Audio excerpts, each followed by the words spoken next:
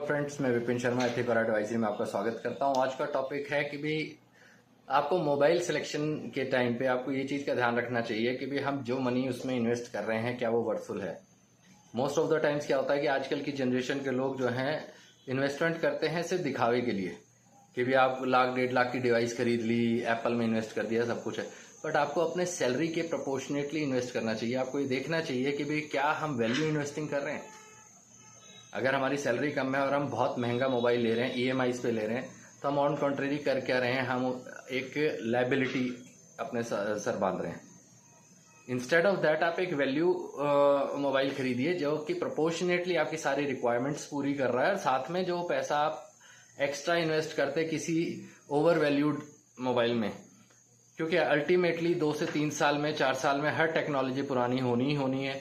और जब आप उसे बेचने जाते हैं या एक्सचेंज प्राइस पे लगाते हैं तो उसका बहुत बेयर मिनिमम आपको कुछ मिल पाता है, तो आपकी सारी वैल्यू उसमें डेप्रिशिएट ही हो जाती है। तो इंस्टेड ऑफ दैट अगर आप एक वैल्यू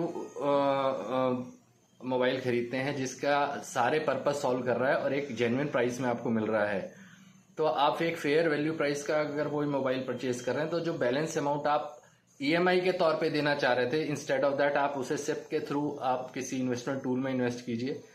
उससे बेनिफिट क्या होगा कि भाई आने वाले 3 से 4 साल में वो अमाउंट इतना बड़ा हो जाएगा कि भाई आप नेक्स्ट टाइम जब भी कोई मोबाइल बाय करना चाहेंगे तो आपको सोचने की जरूरत नहीं है, ईएमआई लेने की जरूरत नहीं है, आप उसी पैसे से ले सकते हैं और उसको चलने दें उस इन्वेस्टमेंट को, तो वो investment will keep on growing. और आप कुछ टाइम में जब भी मोबाइल चेंज करना चाहेंगे तो आपको एक कुछ अमाउंट उस इन्वेस्टमेंट से भी आप विड्रॉ करके आप ले पाएंगे। आपकी जेब पे कोई जोर नहीं आएगा, ना आपको ज़्यादा उसके बारे में सोचना पड़ेगा, और ईएमआई से तो आप बच ही जाओगे। तो सोचिए इस तरह से, किस तरह से हम अपने पैसे को राइट डायरेक्शन में लगा सकते हैं for towards the assets, not towards the liabilities. Thank you so much, मिलते हैं अगले वीडियो में, तब तक के लिए जय हिंद, जय भारत, थैंक यू।